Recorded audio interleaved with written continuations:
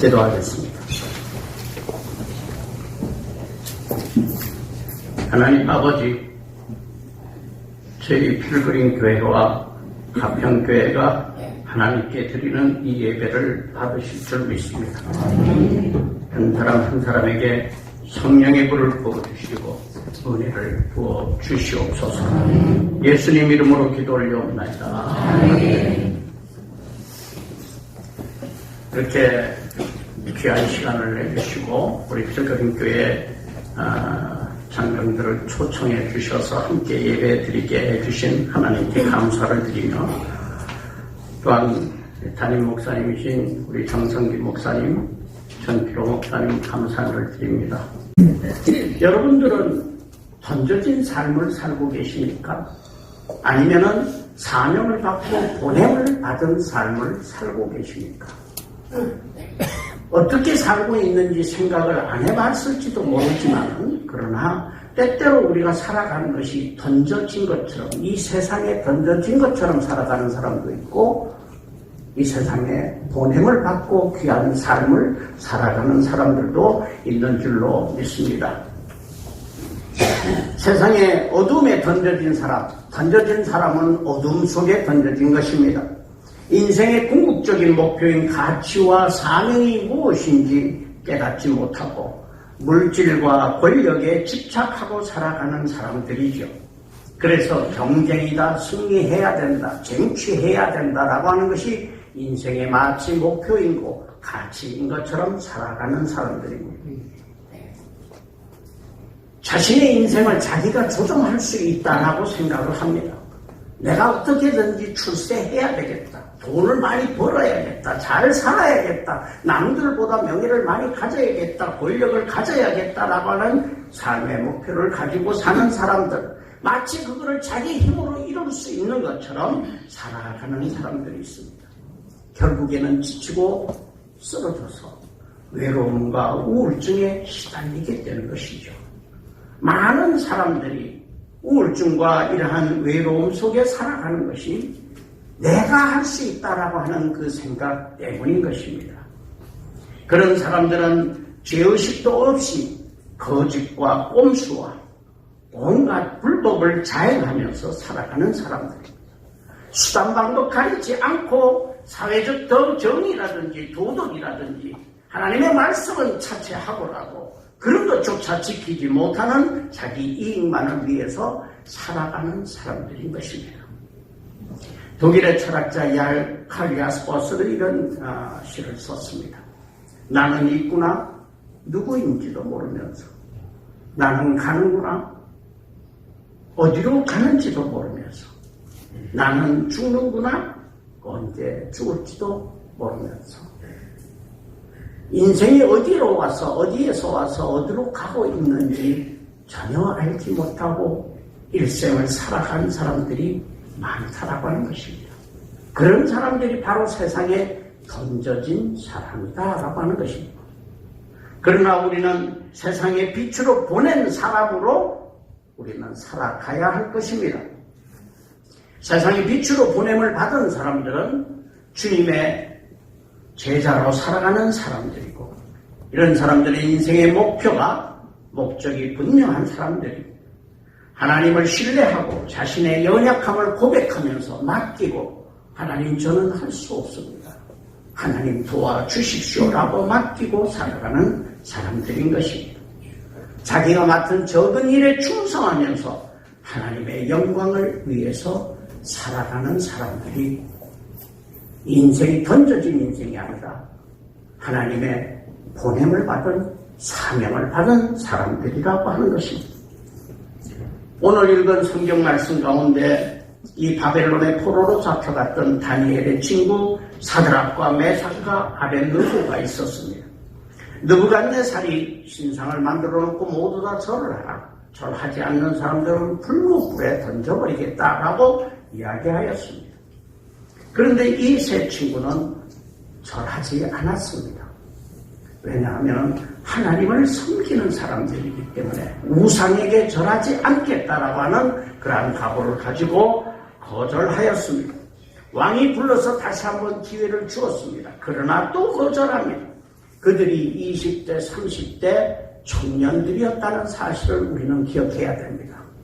인생을 많이 살아온 사람이 아니라 20대, 30대 젊은 피가 끓는 청년들이 바로 이 왕이 시키는 일을 하나님이 두려워서 하나님의 말씀대로 살기 위해서 자기들의 목숨을 걸고 거절하였다라고 하는 것입니다.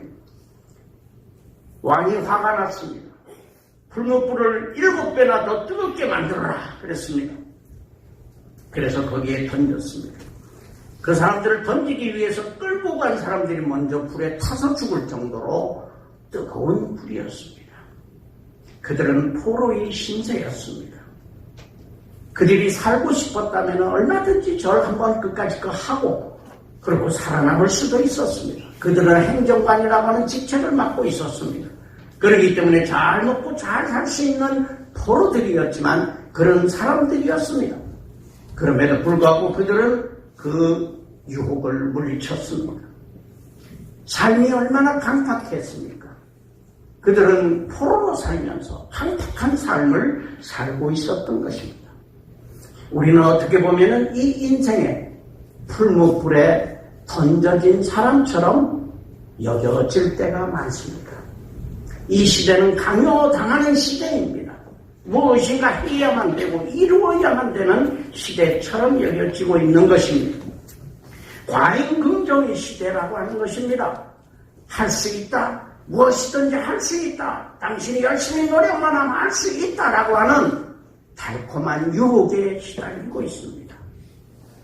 우리는 노력해야 됩니다. 열심히 살아야 됩니다. 그러나 이것이 다가 아니라는 사실. 우리가 아무리 노력한다고 하더라도 하나님이 허락하시지 않으면 이루어지지 않는다는 사실을 우리는 기억해야 할 것입니다. 우리는 때때로 실패와 좌절을 겪습니다. 꿈을 잃어버리기도 합니다. 그리고 청년들은 고민이 많습니다. 청년들은 미래가 어떻게 될 것인가? 나는 어떻게 살아야 할 것인가? 여러 가지 고민들을 하고 있습니다. 아파야 청춘이라고 하는 이야기가 있습니다만 아프기에는 너무나 많이 아픕니다. 저는 42년 동안 우리 대학생들, 청년들을 가르친 교수였습니다. 학생들을 만나면서 늘 그런 마음을 느끼게 됩니다. 우리 젊은이들이 너무나 많이 아프다라고 하는 사실. 1000번을 흔들려야 어른이 된다는 김난도 씨의 책이 있습니다만 이 책은 결국 1000번 흔들려가지고 어른이 되었다. 어른 무엇 때문에? 무엇을 위해서 어른이 되는 것입니까? 어른이 된다고 인생의 가치가 늘어납니까? 어른이 됐다고 인생이 가치 있는 것입니까? 그건 아닌 것이죠. 우리는 1000번 흔들려서 어른이 된다면 저는 차라리 안 흔들리고 말겠습니다. 어른이 중요한 것이 아니라 어떻게 살아가느냐, 무엇을 위해서 살아가느냐, 허망된 꿈과 삶의 목표를 던져버리고 그리고 살아가야 한다라고 하는 것입니다. 다니엘과 세 친구들 20대 청년들이었지만 하나님을 100% 신뢰했던 사람입니다. 그렇기 때문에 왕의 유혹을 물리치고 그들의 목숨을 부지하고 잘 먹고 잘 살 수 있은 그 유혹을 물리치고 하나님의 말씀대로 살기 위해서 그들은 목숨을 던졌습니다. 그런데 이 세 사람은 서로 믿음의 동지들이 있었기 때문에 가능했다라고 봅니다. 이 세 사람, 다니엘까지 네 사람은 믿음의 동지였습니다. 그래서 우리 젊은이들은 이제 믿음의 동지를 가졌다는 것이 나의 큰 자산이라고 하는 사실을 우리는 기억해야 될 것입니다. 하나님의 보냄을 받은 유다의 귀족처럼 존귀하게 살아야겠다라고 하고 몸을 더럽히지 않기 위해서 노력했다라고 하는 사실입니다. 느부갓네살의 요청을 뿌리치면서 하나님이 나를 도우실 겁니다. 하나님이 우리를 구해주실 것입니다. 그러나 그리 아니하실지라도 하나님이 우리를 불 속에서 구하지 아니하실지라도 나는 우상에게 절하지 않겠습니다. 목숨을 건 위대한 사람이 될 것입니다. 우리의 삶이 과연 나이가 많이 들었고 적게 젊은이들이고 이것이 관계 있는 것이 아니라 우리는 어떤 가치를 가지고 있느냐라고 하는 것이 우리의 삶의 가치를 정해주고 있다고 생각을 합니다. 이스라엘 백성들은 농사 여건이 대단히 빈약합니다만 그들은 그 빈약한 농사 여건 속에서도 그들은 살아갑니다. 하나님이 왜 적과 꿀이 흐르는 복된 땅이라고 말씀하셨느냐? 하나님만 바라보라. 비가 오지 않기 때문에 물이 오기도 없기 때문에 그들은 하나님만 바라보라고 하는 하나님의 은혜였습니다. 근데 여러분들 아십니까? 이스라엘 그 땅에 지금 사우디아라비아를 제외하고 최고의 많은 양의 세일가스가 그 속에 숨겨져 있었다라고 하는 사실 우리는 기억해야 됩니다. 하나님의 축복은 눈으로 보기에 드러나지 않을지 모르지만 숨겨져 있다라고 하는 사실. 이 다니엘의 친구 사드락과 메삭과 아벳느고처럼 풀무불 속에 던져졌다고 하더라도 좌절 속에 있다고 하더라도 하나님의 은혜는 그 가운데도 있다라고 하는 사실을 우리는 기억해야 할 것입니다. 하나님은 우리를 잊지 않으십니다. 하나님이 절대 우리를 잊지 않고 함께 하십니다. 풀무불 속에 있었던 이 세 사람을 향해서 하나님의 손길이 내려왔습니다. 그들을 구원했습니다. 그들을 던지기 위해서 왔던 사람들은 다 죽었지만은 하나님 보내신 분이 함께 함으로써 그들은 불 속에서 불타는 냄새조차 옷에 빼지 않을 정도로 보호받았다는 것입니다. 하나님이 기억하고 계셨던 것입니다. 그렇게 살아가는 그 삶을 하나님이 기억하시고 보시고 축복해 주시고 은혜를 주셨다라고 하는 것입니다. 우리 구약 성경에 보면요, 하나님이 기억하신다는 말이 약 30회, 신약에 5회 정도 나옵니다. 무슨 기억을 하시느냐? 그러면은 하나님께서는 언약을 기억하신다. 우리를 구원하신다라고 하는 언약을 기억하신다라고 하는 것입니다. 하나님은 분명히 우리에게 축복하시고 구원하신다라고 하는 언약을 기억하고 계십니다. 또 한 가지는 기도를 기억하신다 그랬습니다. 우리는 끊임없이 기도해야 됩니다. 기도의 사람이 되어야 한다라고 하는 것이죠. 또 우리에게 기억하라고 하신 말씀은 하나님이 기억하신다는 말씀보다 조금 더 많습니다. 56회, 신약에 13회가 기록이 되어 있는데 우리에게 기억하라고 하시는 말씀은 내가 너희를 사랑한다라고 하는 말씀을 기억하라. 너희는 은혜로 살 수 있다라고 하는 말씀을 기억하라는 이 말씀이 대표적인 말씀인 것입니다. 한 가지는 하나님에게 기억해달라고 우리가 요청하는 구절들이 구약에 32회가 나오는데 우리가 사랑과 자비를 남들에게 베풀었다라고 하는 사실을 하나님이여 기억하여 주시옵소서라고 하나님께 요청하는 것입니다. 우리가 하나님께 요청할 게 뭐 있습니까? 잘 먹고 잘 살게 해주십시오. 축복해 주십시오. 이 밥 잘 되게 해주십시오. 좋은 길 가게 해주십시오. 출세하게 해주십시오가 아니라 우리가 하나님께 요청하는 기도는 하나님 우리가 사랑을 베풀었습니다. 하나님 우리가 자비를 베풀었습니다. 기억하여 주십시오라는 기도가 이루어져야 된다라고 하는 사실입니다. 하나님께서는 또 기억만 하시는 것이 아니라 기억하지 않겠다라고 하신 말씀도 있습니다. 구약에 12번, 신약에 3회가 나옵니다. 무엇을 기억하지 않겠다라고 하셨느냐? 우리의 죄를 기억하지 않겠다라고 하신 사실을 우리는 깨달아야 합니다. 여기 출애굽기 2장 24절 말씀 한번 같이 읽으시겠습니다. 시작. 하나님이 그들의 고통을 들으시고 하나님이 아브라함과 이삭과 야곱에게 세운 그의 언약을 기억하사 하나님이 이스라엘 자손을 돌보셨고 하나님이 그들을 기억하셨더라. 하나님이 지금 이 시간도 우리를 기억해 주시는 줄 믿습니다. 여러분들 닉 부이치치라고 하는 사람의 스토리를 여러분들 많이 들어보셨죠. 이분은 팔도 없고 태어날 때부터 다리도 없고 한 사람입니다.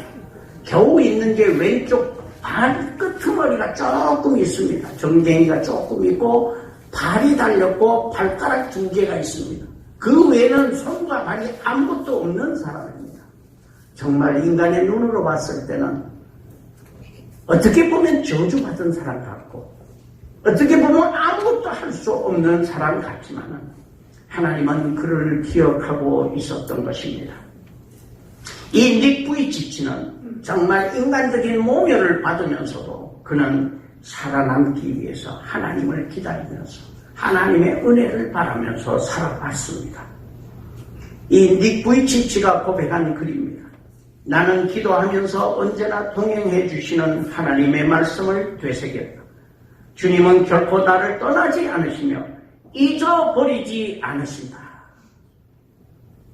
여러분들 인생이 저런 상황이 됐다면 하나님이 여러분들 기억한다고 기억하시겠습니까? 말씀하시겠습니까? 닉 부이치치는 그렇게 하나님께 고백을 합니다. 죄악의 사태가 닥쳐도 모든 것이 협력하여 선을 이루게 하신다. 나는 하나님의 약속을 단단히 붙들었다. 겉으로 드러난 상황이 아무리 암담해도 상관없었다. 하나님은 선하신 분이시기에 어려운 일이 일어나도록 허락하셨다면 그만한 이유가 있음에 틀림없다. 깊은 뜻을 이해할 수 없을지라도 그분의 선하고 의로우신 성품에 의지하는 건 얼마든지 가능하다. 하나님은 우리를 잊지 않으시고 어떤 상황에도 기억하시며 우리를 사명을 위해 부르시고 보내셨다라고 하는 사실입니다. 오늘 읽은 본문 신약 본문 말씀에 있는 대로 미련한 자, 약하고 천하고 멸시받는 자를 부르셨습니다. 그러면은 미련하지 않은 자, 강한 자, 그리고 천하지 않은 자라고 하는 세상 사람들이 말하는 그런 사람들은 필요 없는 사람들인가? 그건 아닙니다. 여기서 말씀하시는 미련한 자, 약한 자, 천하고 멸시받는 자를 부르셨다라고 하는 사실은 인간의 눈으로 보는 그런 평가가 아니라 누구든지 어떤 사람이든지 자신의 한계를 분명히 깨닫고 겸손하게 하나님을 신뢰하고 의지하는 자라고 하는 사실입니다. 이 다니엘의 세 친구들처럼 하나님을 100% 신뢰하고 의지하는 사람, 그런 사람들이 바로 사명을 받고 부르심을 받고 보냄을 받은 사람이라고 하는 것입니다.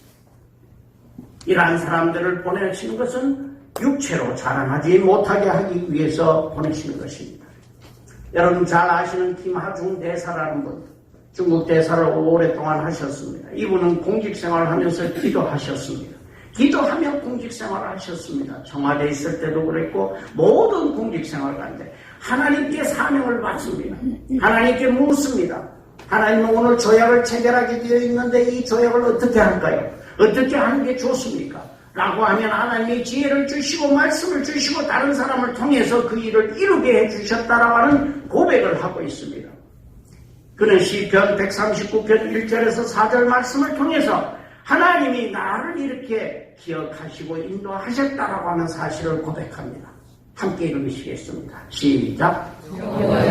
주께서 나를 살펴보셨으므로 나를 아시나이다. 주께서 내가 누구 이렇음을 아시고 멀리서도 나의 생각을 밝히 아시오며 나의 모든 일과 내가 묻는 것을 살펴보셨으므로 나의 모든 일을 익히 아시오니 여호와여 내 혀의 말을 알지 못하시는 것이 하나도 없으시니라.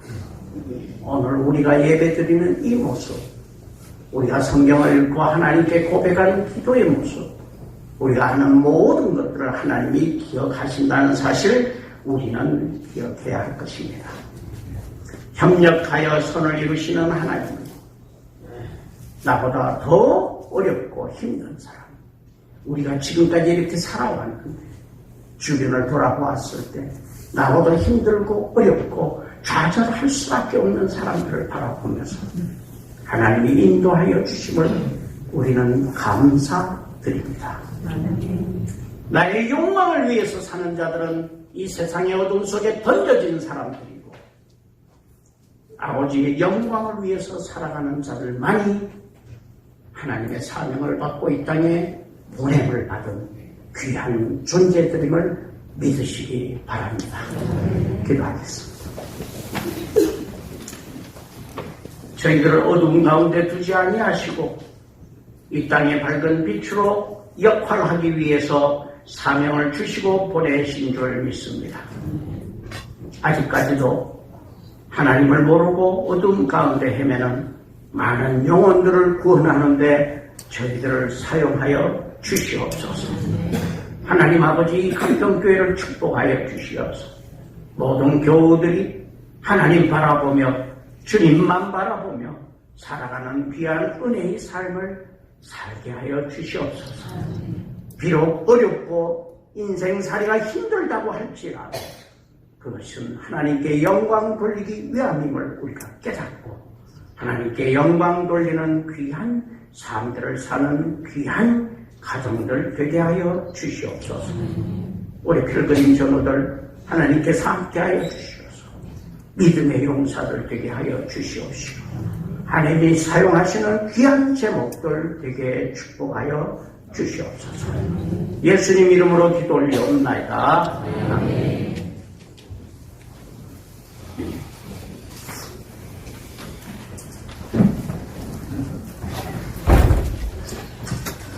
말씀 감사드립니다. 우리 453장 예수가 원하는 찬양 드리겠습니다.